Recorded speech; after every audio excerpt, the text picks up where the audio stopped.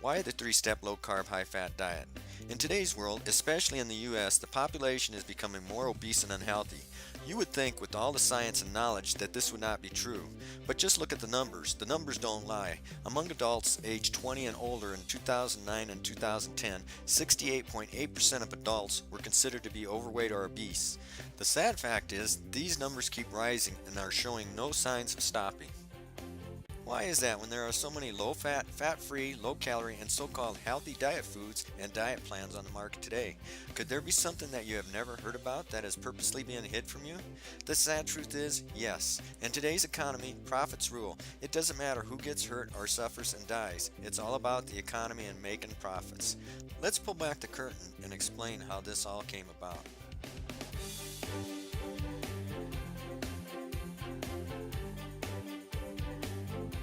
The smoke and mirrors deception began by a University of Minnesota researcher named Ansel Keys, who was backed by a grant from a biased party called the National Heart Institute. I say biased because without heart disease there would be no need for the National Heart Institute. So it was in the National Heart Institute's best interest to have heart disease.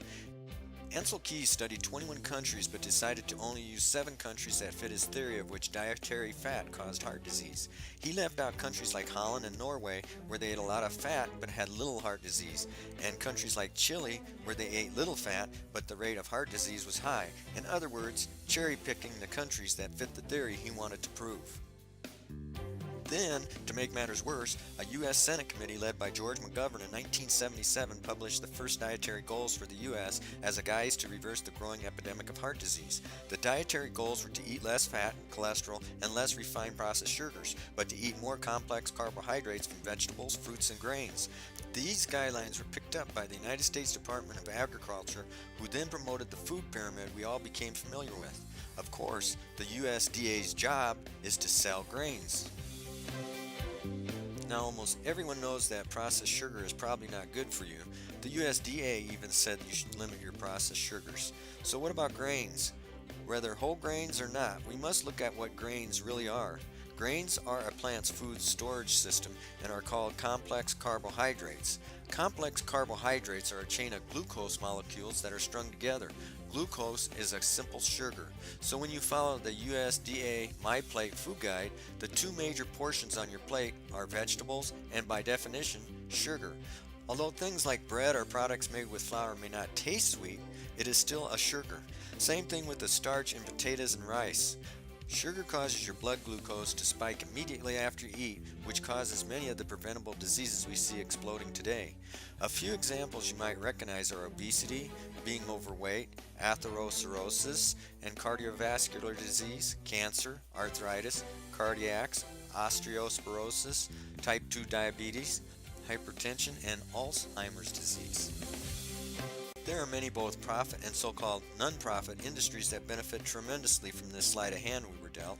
The American Cancer Society, the American Heart Association, the pharmaceutical industry, insurance companies, the medical industry, USDA, and the processed food industry are a few that come off the top of my mind, but I'm sure there are more.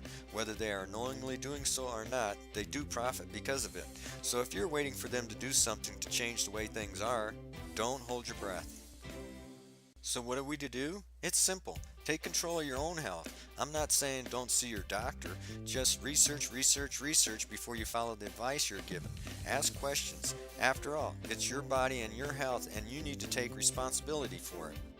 As you can see, that is what I did. And what did I find out? Well, I was told my cholesterol was too high and I needed to be on statins. I did my research and I found out my ratios were excellent and I really didn't need it.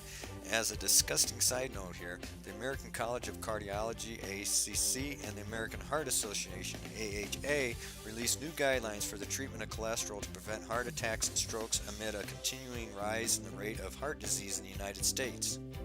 These new guidelines are now set up in a way that nearly all seniors are now eligible for cholesterol-lowering statin drugs. Well, the profits the pharmaceutical companies make on these drugs, it's no surprise to me. If you are on prescriptions, do your research and see if you really need to be on it. Don't stop taking any prescriptions though until you talk to your doctor about your research. I have the questions you should ask if you are on or told you need to be on statins in my 3-step low-carb, high-fat book, Chapter 1, A Lie You Believe is as Powerful as the Truth. So to get healthy, go on a diet that eliminates all processed foods, including processed sugars, all grain products, including whole grains, flour, and such. Eat only organic fruits and vegetables and hormone and antibiotic grass-fed meats, and only good fats, minimally processed. The one I recommend is, of course, the 3-step low-carb, high-fat diet, but there are others that follow these rules. Give one of them a try and see how much better you feel, how much more energy you have, and how much better you look. Plus, once you stay on the diet, your cravings will disappear forever. I hope, like me, you have success on this diet. That's it for now. Enjoy!